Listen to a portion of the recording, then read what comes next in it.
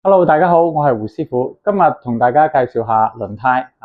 新鮮到貨，米其林 4ST 皓月4。以前咧就話米其林唔襟用啊，依家咧米其林咧就調配咗個配方噶啦，用咗硅元素，咁就可以保持佢寧靜舒適同埋襟用啦。基本上4、5、6萬公里冇問題嘅，正常行駛下。咁其實米其林咧有好多隻花紋嘅，咁 4ST 咧依家咧喺寧靜舒適同埋襟用方面咧，亦都係主打嘅型號，亦都係主打嘅花紋，都係比較受歡迎嘅。先睇睇生產日期先吓，25年第9個星期，即係大概係2月3月份啦。咁再上嚟正品行貨啊，皓月4 215R 5794V 嘅 ST 無奈胎吓。側邊再嚟 outside 呢條胎有分內外噶，好多人裝反咗嘅，